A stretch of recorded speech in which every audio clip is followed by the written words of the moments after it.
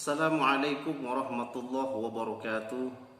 Sahabatku yang dimuliakan oleh Allah Subhanahu wa taala, sebelum kita melanjutkan pembahasan hadis bab ke-21, terlebih dahulu di-subscribe ya, agar channel ini berkembang dan kita semangat membacakan hadis-hadis seputar kepribadian Rasulullah sallallahu alaihi wasallam.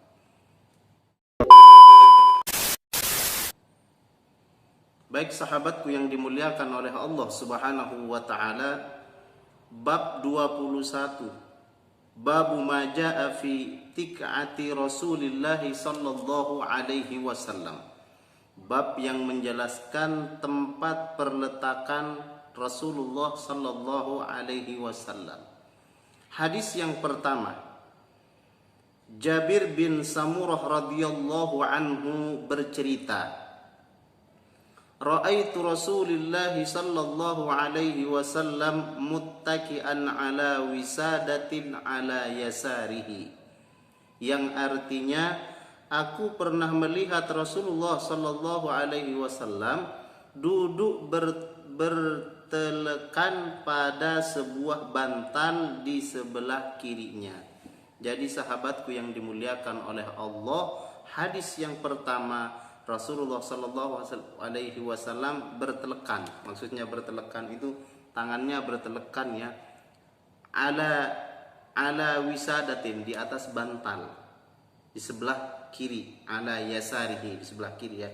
Jadi ketika beliau duduk, beliau bertelekan, tangan beliau di sebelah kiri ya, seperti itu.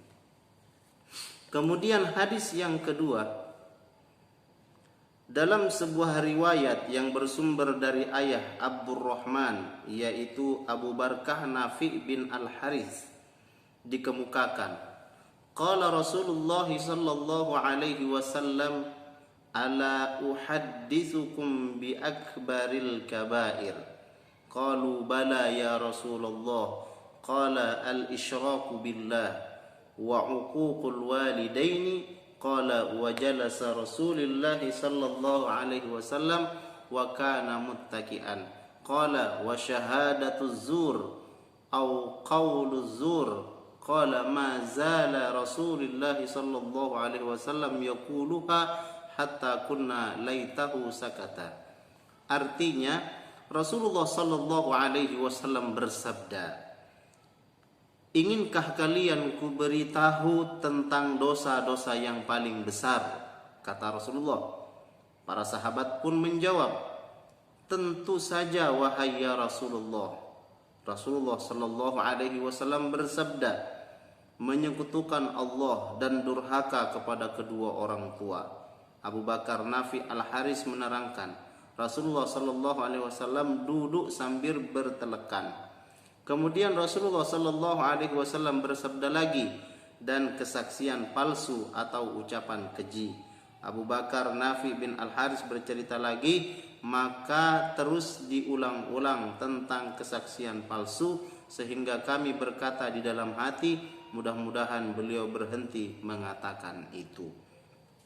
Nah, sahabatku yang dimuliakan oleh Allah Subhanahu wa taala, dari hadis At-Tirmizi ini, yaitu hadis yang kedua, bab tentang duduk bertelekannya Nabi, menjelaskan ada beberapa hal atas kesaksian palsu, adalah termasuk ada 4 dosa besar yang tidak disukai oleh Rasulullah sallallahu alaihi wasallam, yaitu salah satunya durhaka kepada kedua orang tua, dan kemudian kesaksian palsu. Dan kemudian ketika mengeluarkan hadis ini, Rasulullah dalam keadaan duduk bertelekan. Nah, itu artinya kita tidak apa-apa duduk bertelekan, seperti itu.